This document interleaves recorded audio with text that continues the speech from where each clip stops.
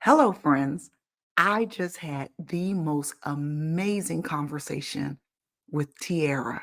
Tiara is the mother of a 4-year-old on the autism spectrum. And while she is in the beginning of her mothering journey as a mother of a child on the autism spectrum, the nuggets of wisdom that this young lady who is so well evolved dropped during this podcast freed my soul at this big age. So, after the intro, you are going to hear the mothering journey of Tiara.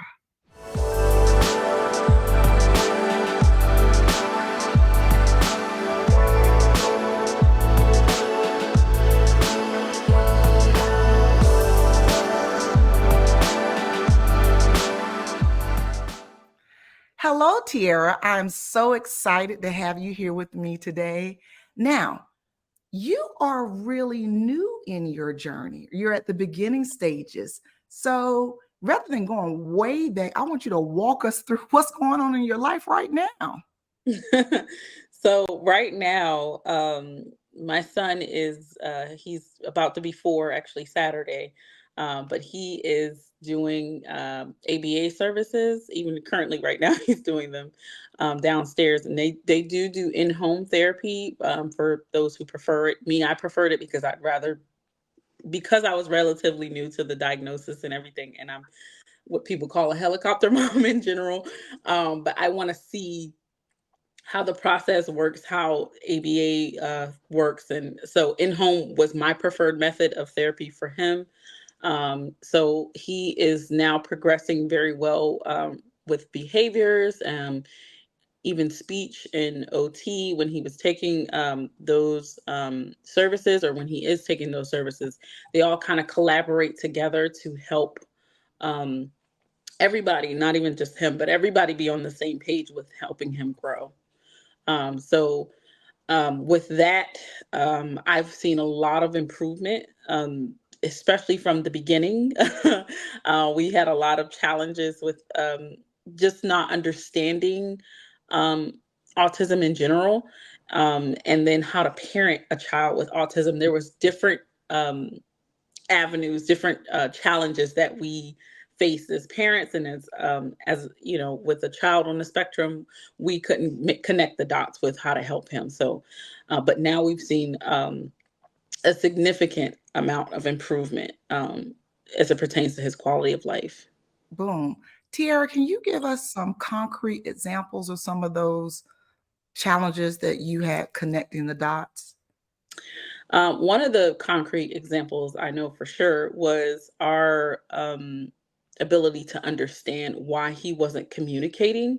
Um, that really threw me for a loop. I mean, I've noticed beforehand, before he turned 1, that he wasn't saying the basic words like mama, dada. But I kind of left it. Maybe it's a little delay. Maybe it's Right. environmental. I don't know. Maybe it was a show or something. I don't know. It was a lot of things that kind of played a factor into why we weren't there. Like, we know he's not saying stuff. We know he should be saying stuff, but it doesn't make sense why he's not saying things. Right. So now, that was one of the things that we weren't kind of connecting. The dots weren't connecting as it pertains to his communication. Boom. I understand that because one of the things that I retell is that when my son was not speaking, he actually wasn't verbal until he was near 5. But in my brain, I really thought that he was communicating because I had this intuitive language with him. I understood his facial expressions. And so I would always talk to him and I would say, oh, you like that, huh? Oh, Mhm. you want to go higher, huh? Oh, red's your favorite color, huh? And when my son actually started talking, because I did that so often, he would say questions, he would say statements like, I like some juice, huh? Can I have such a huh? He thought the huh was how you punctuated Right. it. So I say that to say that sometimes as parents, you don't know what you don't know. It's Right. like, because you have a child, you're taking care of a child, and with that communication thing, unless you are looking at milestones or comparing somebody to a developmental chart, you're like, oh, well, I don't know. I'm loving my baby. I'm providing for my baby. I'm doing all the things that I'm supposed to do for my baby. So now walk me through when the dots started to connect. You like, okay, wait a minute. Perhaps I need to look further into this. How did that happen? So for me, again, it was during that period when he wasn't saying mama and dada. It didn't instantly click then, but something in me knew it was something deeper than that. Mm, Um, and it was really, again, just getting the hurdle of my husband of we both were in the first stages of denial in the beginning. That was nobody ever wants to come into this journey and say, yep, I want something to be, different with my child. Nobody does that when they're parenting a child in general. But to know that there could be something bigger and something more and something you're not used to or something it was kind of the fear of the unknown. We didn't know how we were going to approach this diagnosis or if anything was wrong or different with him. We didn't know how we were going to approach that, because how do you do that? We've never done it before. But once I realized, okay, the communication piece, that's a big thing. He's not saying basic mama, dada, sister, even pointing was different. He wasn't pointing to when someone brought that to my attention, I was like, oh, he doesn't point, he doesn't point to tell us what he wants. He doesn't point to show us anything. And I was like, oh, this is all now. That's when all the dots started. Like something's going on. I need to get him diagnosed. okay. So now you came to that something's going on. I need to get him diagnosed. Is that something that you came to on your own, or was there another person involved into that decision making? So yes, actually, his doctor was the one who she asked me at first about him spinning. That was the thing. She was like, "Does he spin?" And I immediately said no, only because in my heart, he did spin at the time, but I was like, "No, he doesn't spin. What happens if he does?" And so I went home and I did my research, and I was like, "What does spinning mean?" And the first thing that came up was typically when a child spins a lot. Um, could be related to autism, could not. And when I saw the word autism, and I was like, now everything is kind of making sense a little bit towards autism because he's not communicating. He does spin. And I eventually went back and told the doctor, yeah, he does spin. So that's when she gave us the referrals for to get him evaluated. But the spinning, when she mentioned that, I was like, are kids not supposed to spin it? And it just kind of all kind of made sense in that moment to me. Yeah. So I want to dig into that a little bit. So what was it that made you say he's not spinning in the doctor's office when asked? Ooh, I think it was fear. I think I knew something was wrong or different. I'll say, I don't want to say wrong, but I knew something was different with spinning, but I didn't want to put anything on it at the moment. And that was my denial. That was me in denial. That was more so trying to cover and protect and shield him from anything. So whenever they would mention, I'm like, nope, he doesn't do that, but he does. you know, so I was more so trying to protect him and myself as well, I um, understand. by saying that he didn't spin. But yeah. And so the reason why I wanted to ask you what did you feel in that moment, because I've been in that moment as well. And I'm sure other mothers have experienced that also. So when you're in a doctor's office and someone is asking you questions, even if the doctor has a good bedside manner, we're talking about my child. We're Hmm. talking about my most precious child. And my natural inclination is going to be to protect him, to keep him safe, to stand in front of him, right, wrong, or indifferent. And I know that I needed to have some time to go alone and just kind of think about that, because I remember that one of my really good friends, she's since passed away. She asked about his eye placement at one point, and I had noticed it too. But when she brought it to me, I wasn't ready to have that conversation with someone. So in that moment, I really acted as if I had no idea to what she Yep. was referring. And it was Yep. just at that point, I was like, okay, now I might need to be looking at some things. But It wasn't, Mhm. I was not able to verbalize that then. So I was just like, oh, okay, yeah, no, he likes to look all over the place. It was Mhm. just one of those things. Mhm. So I want other mothers to know that if you feel that, that's not something that you're doing wrong. It's an instinct. And when someone catches you off guard with that, you're like, wait, is he trying to say something wrong, my baby? And even though we don't want to use the word wrong, we also want to be very candid about those initial feelings before we Right. have the right words to say. Now we're pros. We know what words to say, what words not to say, because we know how they feel.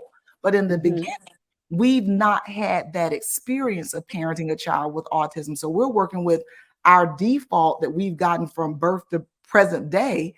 And now Mhm. we have to go through like a metamorphosis to become these mama bears. But when they first give you that information, in your brain, you're the mother of a typically developing child. You're Right. not the mother of a child on the autism spectrum just yet. Make sense? Right.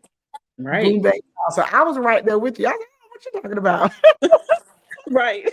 That was me. I was like, "Oh no, he doesn't spin." Like and he was spinning his tail off. He was twirling and he would spin and didn't get dizzy. That was the thing. I'm like, okay. Right, right. I know, I know. So now you've gone home and you probably went to Google everything on autism, because that's another thing that we're doing with this podcast. We want to alleviate some of that Google, because Google can be a very scary place when you're at that beginning stages. Yes. You can get Yes. down a rabbit hole real quick. So Mhm. after you got home and you're like, okay, my baby does spin, he's spinning his tail off. What'd you do next? So the first thing I did was I mentioned it to my husband. Mhm. Like, okay, the doctor said he's spinning. Apparently that was something to bring up. It's like, who brings up spinning? You don't bring up spinning for nothing. Like, something's wrong.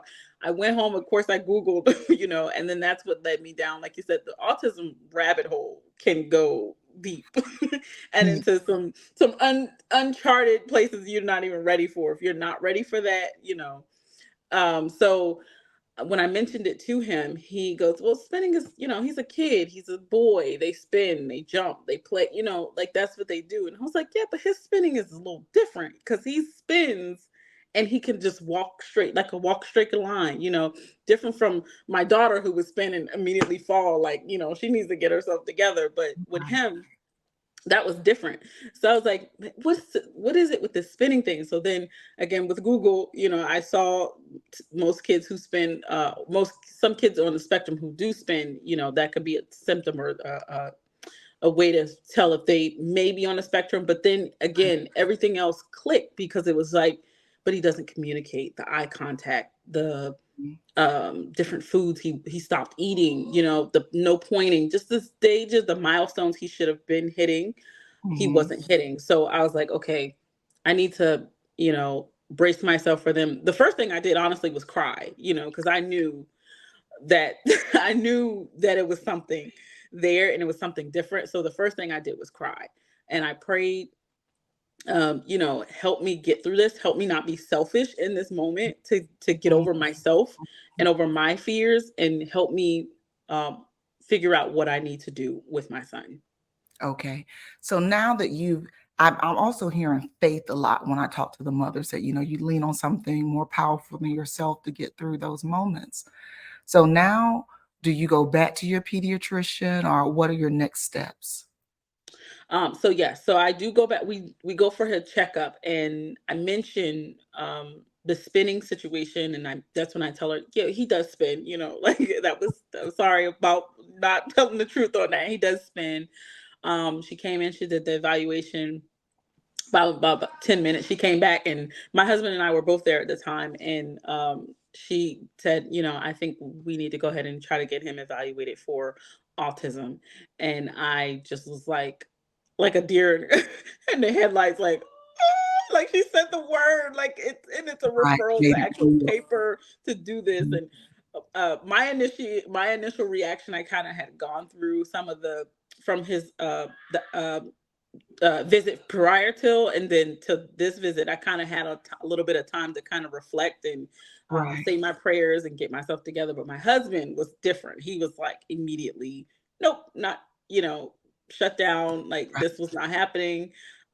He was immediately in denial and angry. Anger was his first reaction. Mm.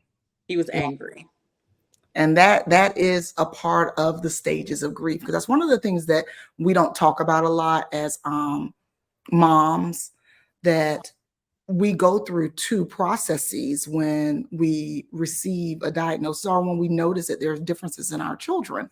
One is the emotional process, the stages of grief, where we go through our denial, bargaining, anger, and eventually make our way to acceptance. And then we also have the levels of awareness, and it's the Hmm. ostrich phase when you don't know what you don't know. Then you move into special designation, and that's where you're like, okay, there's something wrong with my child. Fix him, fix her. Hmm. Then you get to normalization after you've accepted that there's something different, and you're like, okay, well, I know that this is different, but I want to minimize the space between my child and typically developing children. I don't see that as a bad thing. Some people see it as backsliding as service providers. As a mom, I see it as the hope phase. If you don't hope for more, then why would you work? So Right. I do believe that you have to minimize those gaps and say, you know what, I Yes. think my baby can. And the last stage is acceptance. And acceptance is when you're like, it's Right. not less than. This is where we are, or what we got to do to help this baby win. And so, one of the things that you're pointing out, that in marriages, people can be at different levels of awareness and at different stages of grief. And one of the things that we can't do is move our spouse further along because we're further along. That's something that I didn't know when I was married. I was like, lead me, follow me, or get out my way, but because I didn't understand that he was entitled to his process the same way that I was entitled to mine. And then when you take all the factors, like I was an educator, I was a stay-at-home mom, so I was with him more. I had more opportunities to Hmm. pretty much, come to terms with what I was seeing. So oftentimes in marriages or in co-parent situations, one parent will be at one stage, one parent will be at another stage. One parent will be at one level, another parent will be at another level, but both parents are entitled to their process. Okay. Right. Now, hubby is like, I ain't trying to hear this. What's the next steps? Next up, honestly, I can't even say it without it sounding almost unsurreal. It really took a lot of prayer and Mhm. patience with him, my husband, because ultimately it was getting him on board to help get this diagnosis going, really, because, or the evaluation going, Right. because I don't really move without my husband. That is Mhm. just how I am as a Christian wife. That's just what I, Mhm. so I don't try to go over his head with a lot of things, but I'm also not a parent who's going to let my child suffer. Mhm. So I battle with a lot of that too. Like, should I just do this without his, blessing? Should, this is my child. I'm not gonna, and I battled with that internally.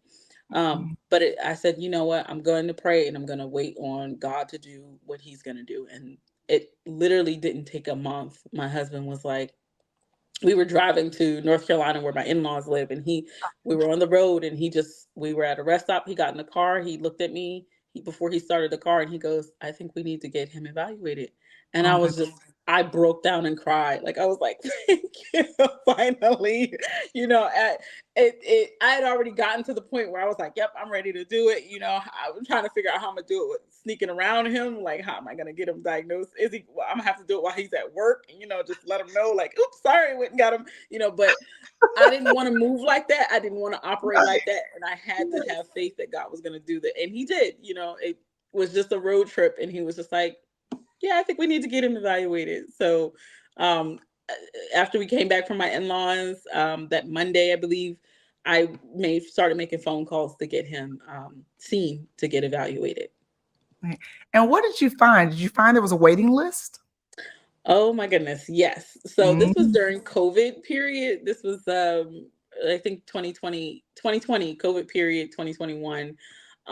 It was very hard. They had a wait list of 12 up to a year, 8 months to a year of a wait list. And I was like, no, this is too long. Like, I need to find something else. So I made endless phone calls to several different people. Okay, connect me to who you can connect me to, type of situation. And one lady I got on the phone with, she's like, I can do it, but it'll be 8 months. That's probably the lowest you're going to see as far as a wait time.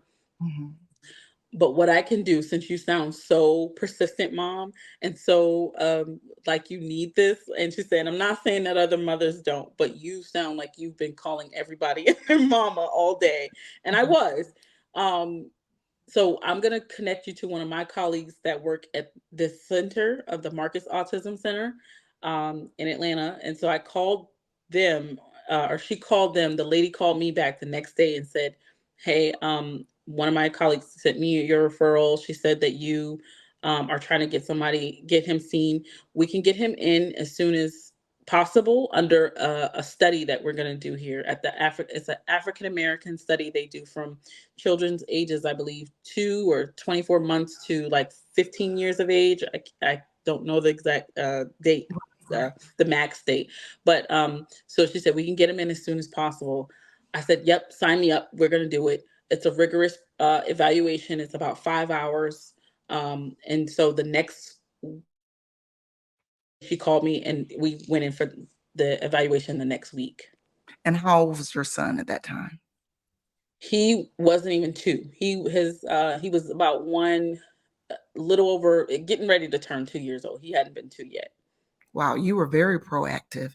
So now with Mhm. that, how did the what was the evaluation experience like? I loved my experience. Honestly, they told me head on first what it was going to be like. They said prepare to be there for about 5 or 6 hours. I went in with him. They treated us with the utmost respect and care. First of all, walking in immediately, you knew that was they were just all about autism. Anything you need, any questions, resources. You saw all the sponsors from different pro leagues here in Atlanta, different big name companies that sponsor this facility. It was just like, wow, okay, this is a thing. Like, wow, never knew this would have existed. But you saw the care they put into the students. That some It's a school. Sometimes they have kids that go to school there, so you can see the care they put into the kids there. The staff are fully trained, and it looks like it. Like when you walk in, you're feeling like a little comfortable because I Wow. was like not knowing what to expect going into this. It wasn't some doctor's office you just walk into. It was tailored to kids on the spectrum or people on the spectrum. And so I go in and the doctor is greeting me. She explains how the psychiatrist is explaining how everything is going to go. We go in, I'm sitting in the room with the psychiatrist and I forgot the lady's title, but she sits really and plays with him. She sat and played with him for a few hours and watched how he played with her, watched how he played with objects, watched how he played with toys. Was he playing with it appropriately, or was he playing, just how he does?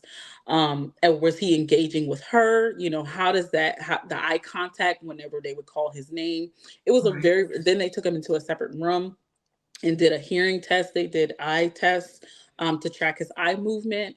It was just a rigorous test, and they made me comfortable the whole while. They even provided lunch for us, which was really Oh, nice.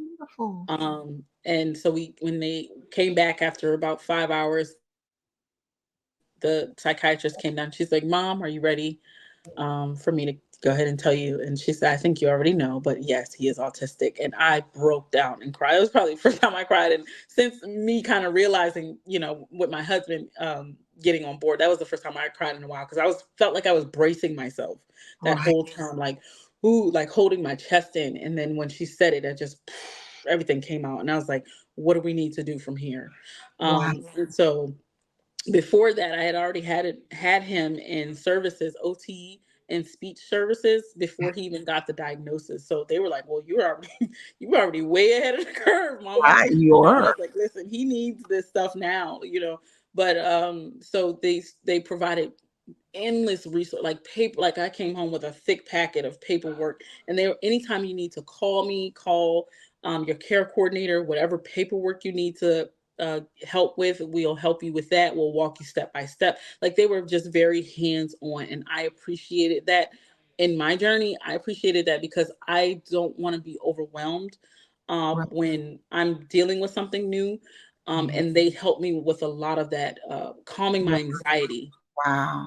I love that. My entire dissertation was really a love song to early intervention. My son did not receive his diagnosis till 4 years, 5 months, so we went straight into an IEP. Whereas, families who are fortunate to get early diagnosis, they are on a family service plan. And what you are walking us through is the care that happens when you get an early diagnosis. And instead of working with the school system on an educational plan, you're working on a family plan. And that really helps ease some of that anxiety. I've worked with early interventionists, and they are trained to work with families because they understand fully that, you are the gatekeeper to that child. And they Mhm. need mom and dad and family to feel comfortable in order to get access to that home and access to that child to help the child move forward. So I'm so happy for you that you were able to procure early diagnosis. That's a win. Yeah, it definitely is. Yes. So now, are you doing any type of school outside the home? So yeah, so he started school about last year. Okay. He started doing the LEAP program, which is a early pre-K program that they have here for special needs kids. Um, to help them get ready for kindergarten, which is good. It sits them. It's an actual school setting, so they actually do go to school. You can either take them or they can ride the bus. And then with that program, they are learning socialization. They're being around different kids, which is helpful because again, me, I prefer stuff in home, but a lot of his therapy services were in home. Mhm, But I did need him to have that social mhm. skill set as well, and he wasn't going to get that at home. He has me and his 13-year-old sister. That's not much, but and dad. But he needed to be around kids his own age, and so the school setting definitely provided that, which is good. In my county, that was really good, that they had that there. So yeah, he's in school. Boom. Now, you mentioned having a 13-year-old daughter. So you've gone through these developmental stages with your older child. So now you're going through developmental stages with a child on the autism spectrum. How do the experiences differ? So for me, or for my daughter, she hit a lot of her milestones very early. She was walking at 8 months. She was talking at 8 months. She was always very independent. So I wasn't used to that with my son. He depended on me heavily for a lot of things. Um, it different. It was very different in the beginning, especially because again, that piece with the communication thing really bothered me that he wasn't talking or at least saying mama, dada. And I was like, but Kira was saying XYZ. Like she had full sentences at this age. And then I was like, okay, big part of me was like, don't compare children. They're two different individuals. But still at the same time, he should be saying something by now. Um, Right.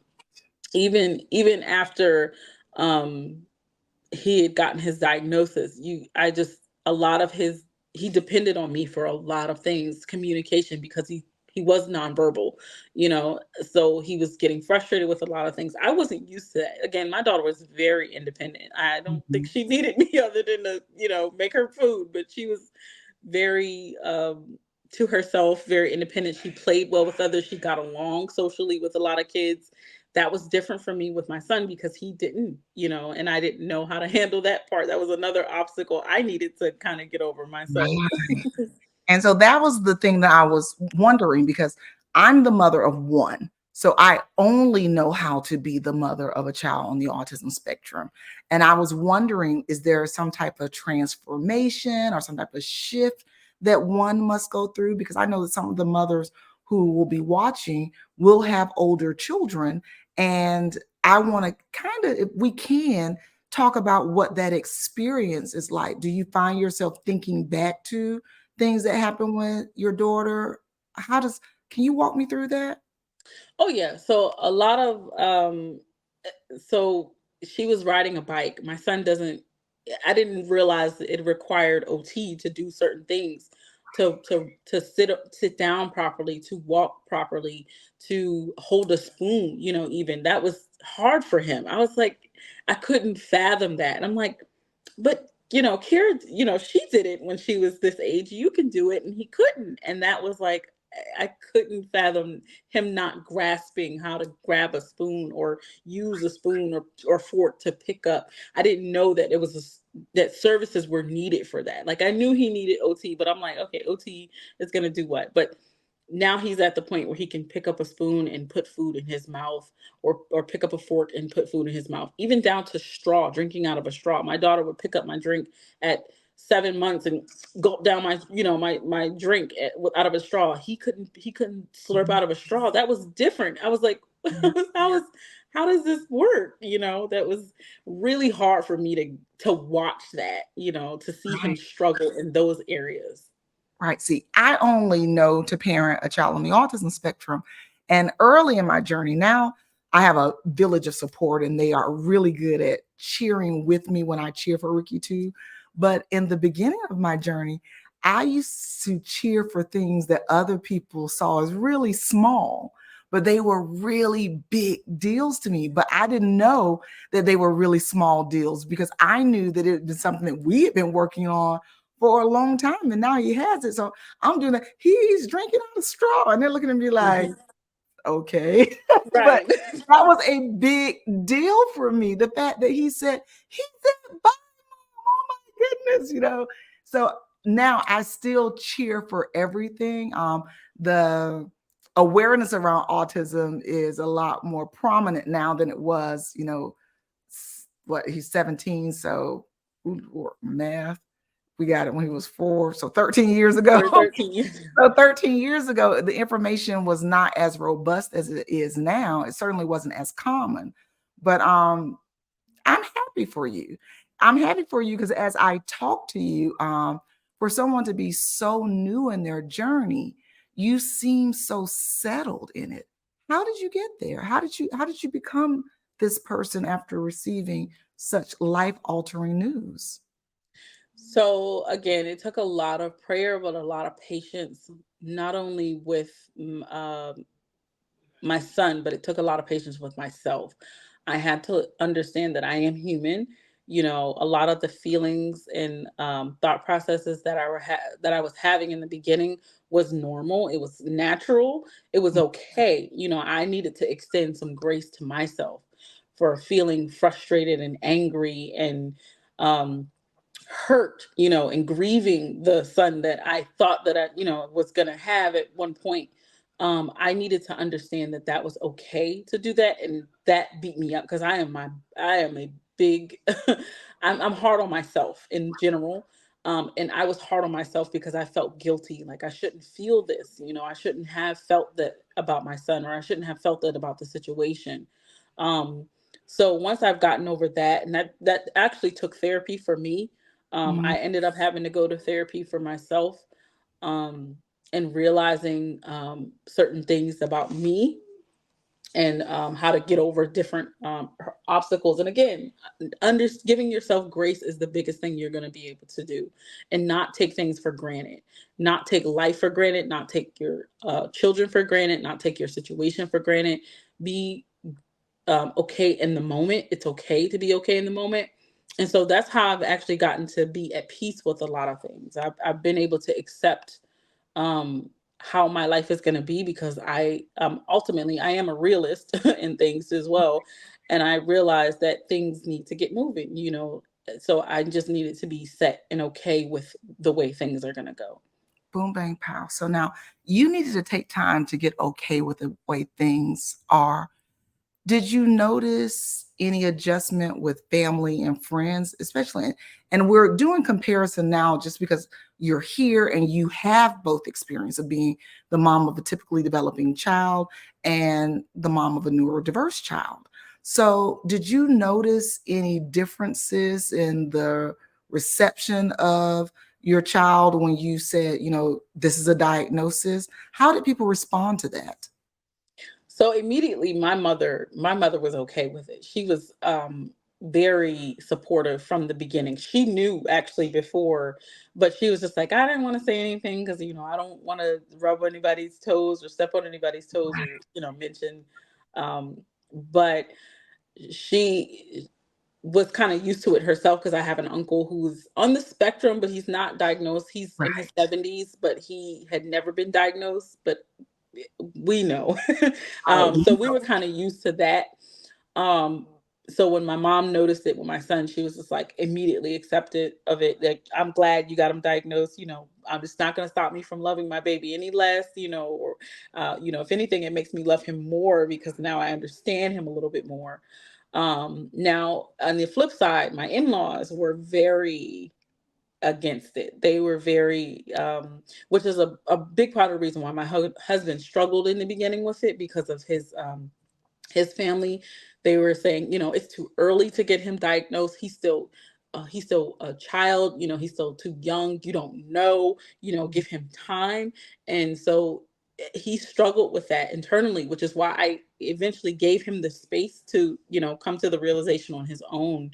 Right. And we still struggle with that to this day. Really, they're not really accepting of it. They never say it out loud. Like he's autistic, but my husband, which I am very proud of, he is not shy to say, well, he's autistic. You have Mhm. to be mindful of this because he's autistic. He never lets it not be said to them. He doesn't shy away from it. Neither do I, but I'm a little bit more tactful with it. Mm-mm. He's just, I'm yeah. the one I put it in the streets early. I remember when I was married, we were coming from like a Jack and Jill event once, and my ex-husband, while we were in the car, he was like, "Why do you insist on telling everyone that he has autism?" And I was like, "Because I want them to know what they're looking at, so if they get out of pocket, I can get in that." So Hmm. that was my thing. So I'm like, I'm gonna let you know what you're looking at so that you can handle yourself accordingly. Now I Right. see for me that was a defense mechanism for me as well. I'm going to, how they say you don't let anybody spray you with your own tea. So it's Hmm. one of those things. I was like, if I get ahead of it, you know what you're looking at, you know who we are, you handle us accordingly. And in that way, that allowed me to separate the wheat from the tares. I'm like, this person can't be around my baby. This person is safe. So I Yeah, told if I exactly. could put a shirt on him, a sign on him, I would have done it. Hmm. Hmm. So And I, what's funny is now we do that when we wear a lot of the autism shirts, or even like I have a pin on now, the autism pin. right. But I usually wear anything that, or he has a tag too that he doesn't really like it around his neck, but I'll just carry it with me. Mhm. It says, I'm out, be patient with me. I'm autistic. I'm not ignoring you. I'm autistic. I want to hear you, but I'm going through different. It lists a bunch of different things so people can understand when they see it, like this is what it is. So they're not, we had a lot of people, and that bothered me in the very beginning. Again, like you said, it was the little things that you don't really notice, or the little things you don't really think are going to be big things. When people used to come up to him and wave and like, hey, like that used to bother me. That bothered me to no end. Like, please, like, he's not looking at me. Why does he not say hi? Those questions. And they weren't being facetious or mean. Whew. It was really ignorance is what it was. They didn't know what they were saying was being offensive. And again, with my daughter, they could have been, hey, and she would have, hey, but when he didn't do it, it was like, oh gosh, it's about to be something now. They about to say something about him not looking in their A eyes, or whole they about, production, a whole it's, production. yeah, that bothered me. I'm like, oh my God. Like it, and it almost took me out because I'm a very social person. I like to be out and about. So it almost got to the point where I was like, I don't even want to take him around people if I'm gonna have to keep, you know, if this is how I'm gonna feel about people every time I go out, because I don't want to be nasty to people, but and Right, I know I can come off as a little like, like you said, "Duh, duh, duh," but right. I didn't want to be that way because I know coming onto it, he looks like a typical kid. You don't know unless that's something that's explained to you. So it was a lot of educating people And Wow. I, at the moment, didn't have patience for that. Sometimes I didn't have the mental capacity to sit there and tell you Right. he's autistic. Like, he's not going to say hi to you. He's not going to Right. look you in your eye. He's not going to dap you up like you want him to. Like, he's just not going to do that. Right. And, you instantly you're getting upset because you're like, why don't you know this? Like, you should know, if a kid is not saying hi to you, you should just be like, okay, something, Boom. I'm not going to force them to say hi, See, the other thing that's happening there that people may not be aware of, and sometimes we aren't aware of, I didn't know until I started studying. It's called othering. So essentially, what people are doing, whether it's well intended or not, they are othering you. So it's something that's going to cause you to be someone who stands out. It's a production. All Mhm. eyes are on you. Like, this family is different, even Mhm. though they're not saying that. Is bringing attention, and then you're now feeling like, I don't want to come outside and be different. And every time I Mhm. walk out, somebody's pointing to me that I'm different, and then I Mhm. have to, package up my feelings really quickly, try to present a kind face when inside I feel badly because you've just made me feel different. And Mhm. I already have really big emotions that I'm trying to work through on my own because I'm new to this mom game. So the last thing I need to do is come outside my house to be made to feel different or othered. So sometimes Exactly. that really seemingly innocuous behaviors, it has really big impacts on people. I call them stray bullets. You get hit with a stray bullet, like, look, I'm just trying to go to the grocery store. Right. And now I Right. can get in my prayer closet about this for 5 hours. Mhm. Exactly. Yep.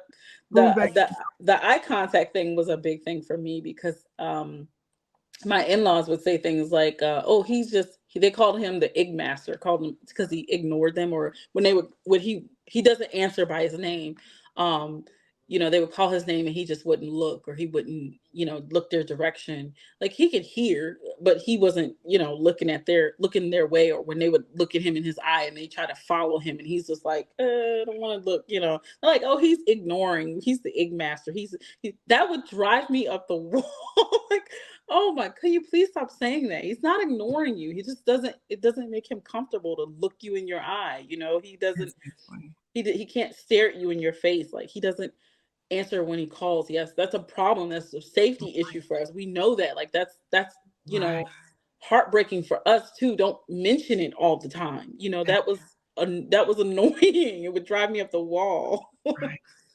I get it. The other thing for us was hugging.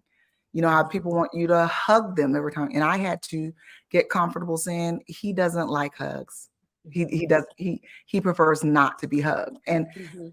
I then realized so many things in our community that we consider rude that has nothing to do with us. Like, if a kid Right. doesn't want to be hugged, the kid doesn't want to be hugged. That has Right. nothing to do with deference. It has nothing to do with respect. It has everything to do with boundaries. Leave him Mhm. alone. He doesn't want to be Mhm. hugged.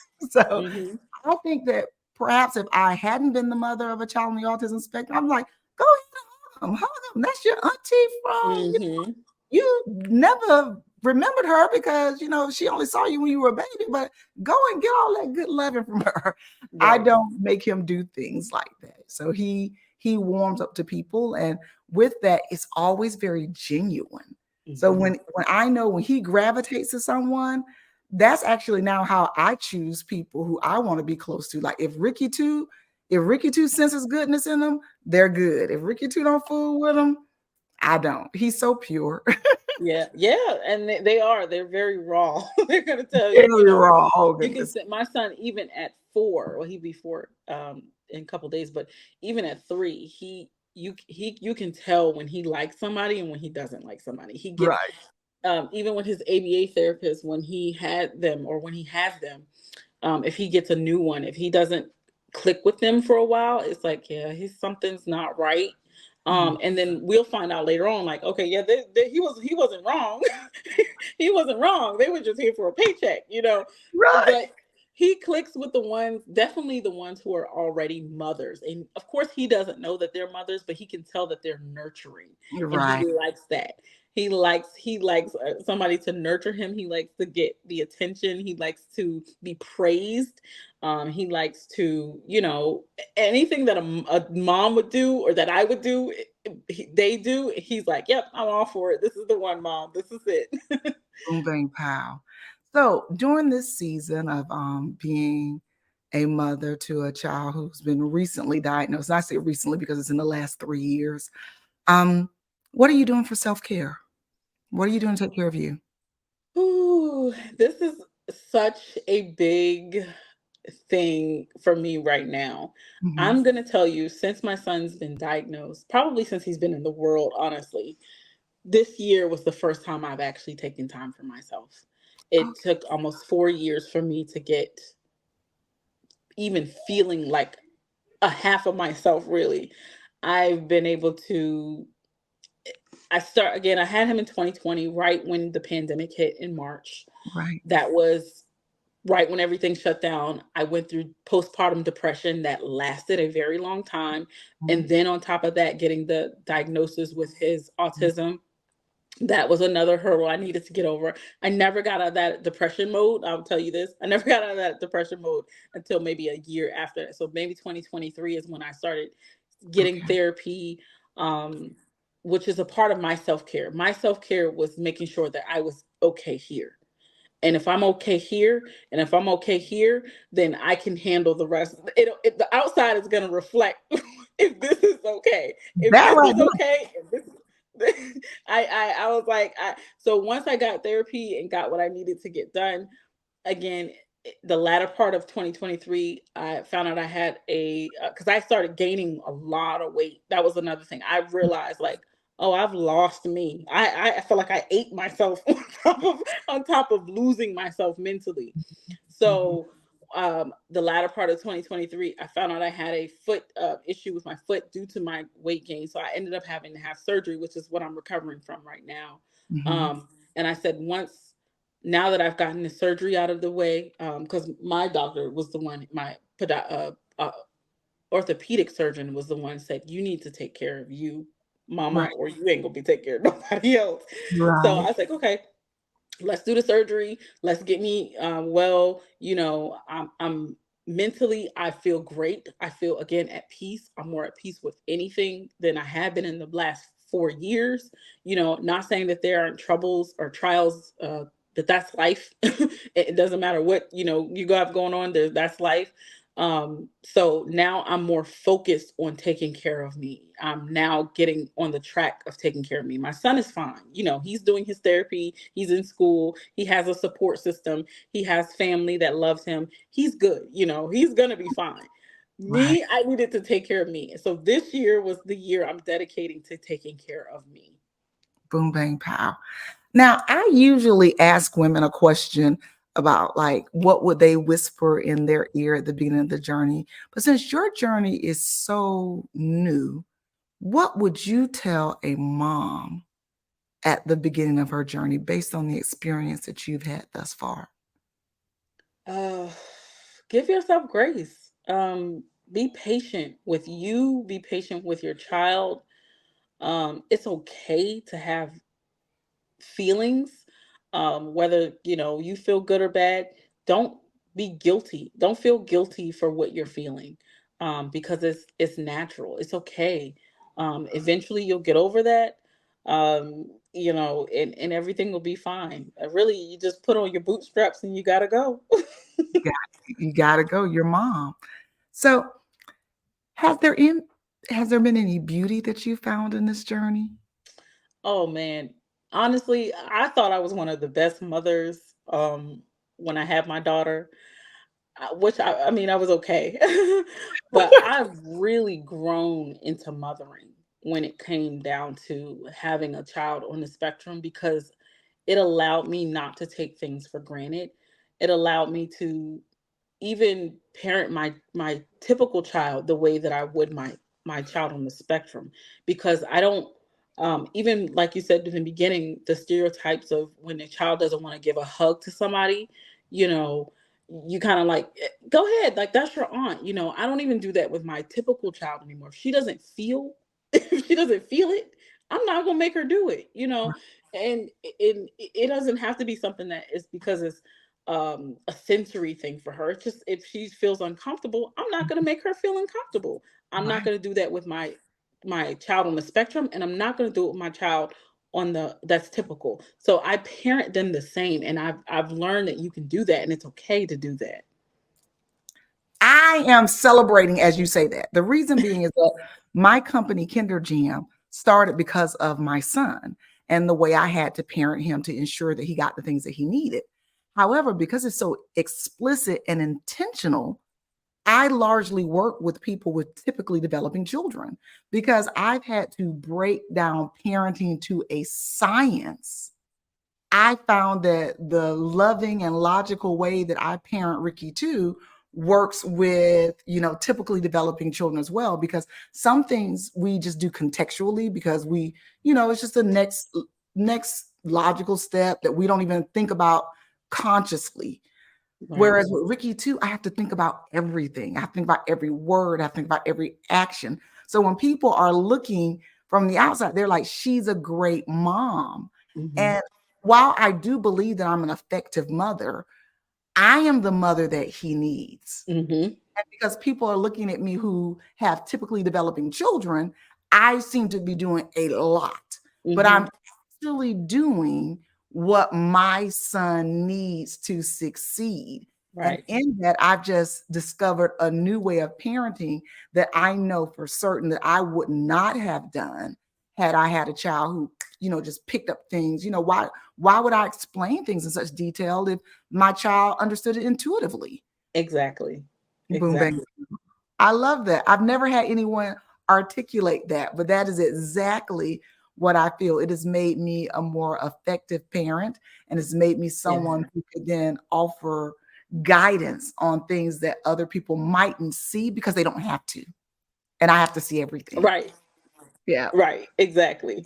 Exactly. Wow. I love that. Thank you. I don't know, you just freed me in a certain way. Thank you. Because I always think that I'm humbled when someone calls me a great mom or a good mom because in my brain, I don't necessarily feel that way. I feel effective, but I'm constantly asking him, am I a good mom? Am I getting it right?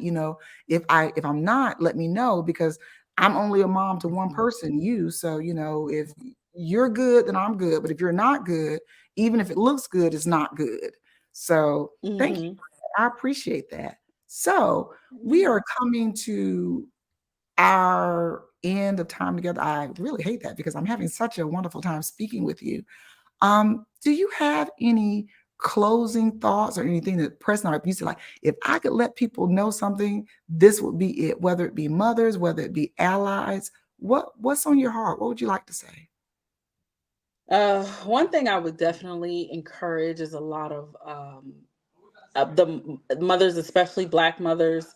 If you feel something is off, or if you feel something is different, or if you even see something is different, it doesn't hurt to get the evaluation. It really is only there to help your child. Help. I'm gonna say help because it's not to hinder them. It's not to put a stigma on them. This is to help them. And if you had a child that needed a band-aid, or if they got a cut, you would immediately go get them the help that they needed right then and there. So you need to keep the same mentality when it comes to their um, overall health, their mental health, their emotional health, their physical health. It all plays a part in their quality of life. And if that getting the diagnosis or not getting the or getting the diagnosis is what's going to help them in the long run. You want to be able to help your child succeed in the best possible way. Boom, bang, pow, and shebang. Mimi, I am so excited for you. I am so excited for your family. Tiara, I'm calling you Mimi. Tiara, I'm so excited for you. I'm so excited for your family. And I'm especially excited for your son because to have a mother like you at the beginning of the journey, to be so self-aware, to have such a strong sense of self-efficacy. I was not you when I was you. And looking at you now, it just My heart literally is so proud of you, and I'm so happy for Thank you. I appreciate that. I really do. You know, you know, it is not an easy journey, you. and you can feel alone. In certain moments, you can feel overwhelmed. Mhm. Like you don't know how the next day is gonna go, Right. and that can be fearful too. And you don't, you can look at your other friends who have typical, and they're not going through this, so you can feel alone. But it's good to who understand. We can speak a certain language. You're like, yep, I get it. I I get know it. exactly what you're going through. I was there. It's good to have that. It's important to have that community near touch in and touch base and literally say, I've walked through there and I've been there. I felt those things and maybe I felt wrong. I thought I was wrong in the moment, but it's okay to know that other people feel the same way that you feel and felt the same way that you felt. Boom, bang, pow. And that brings us to the title of this podcast. You are not alone. There are people in this world who are walking similar journeys. And I am determined to help us find each other because I don't think that any mother, family member should feel alone in this journey. There's just too many of us out here. Too many of us out here. Tiara, I greatly appreciate your time. Thank you for all of your pearls of wisdom. I'm so proud of you, and I'm so excited for your family. All right, friends. Thank you, Village, for tuning in. Bye. Bye.